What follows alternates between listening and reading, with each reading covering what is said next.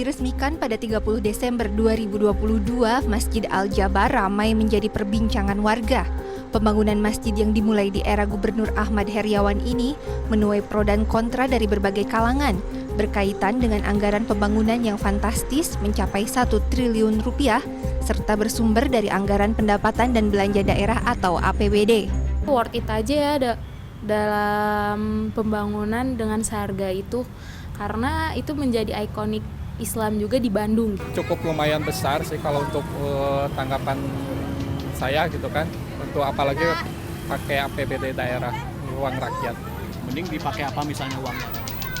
Ya kalau uangnya lebih baik seperti sekarang lagi banyak bencana ya, lebih baik disalurkan untuk bencana-bencana korban yang masih terisolir.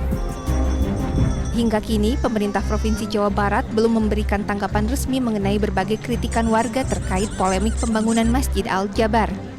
Berdasarkan tangkapan layar di akun media sosialnya, Ridwan Kamil menyebut penggunaan dana negara termasuk APBD sudah berdasarkan kesepakatan bersama dan dibahas dalam forum Musrenbang.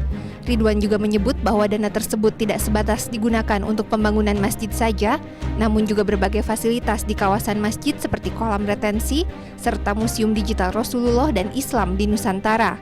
Pengamat kebijakan publik Universitas Padjadjaran Yogi Suprayogi menilai, langkah Ridwan Kamil membangun Masjid Al-Jabar menggunakan anggaran 1 triliun dari APBD tidak sepenuhnya salah.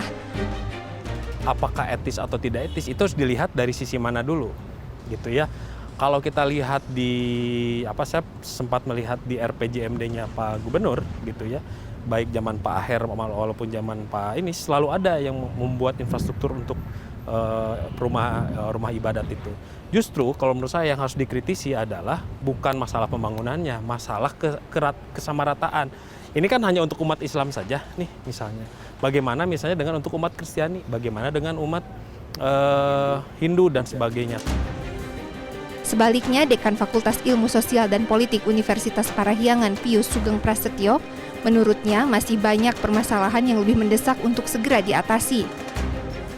Ketika kita mengatakan mana yang prioritas, mana yang mendesak kan, kemudian pemerintah mestinya sensitif untuk hal ini ya. Sensitif ketika ya kita harus mengatakan bahwa tadi saya katakan ya, tingkat kemiskinan di Jawa Barat juga masih tinggi. Angka stunting juga masih cukup tinggi ya. Namun mengingat pembangunan masjid sudah selesai, pengelolaan masjid pun harus dilakukan secara benar agar kedepannya Masjid Al-Jabar bisa menjadi ikon kebanggaan masyarakat Jawa Barat. Tim Liputan CNN Indonesia, Bandung, Jawa Barat.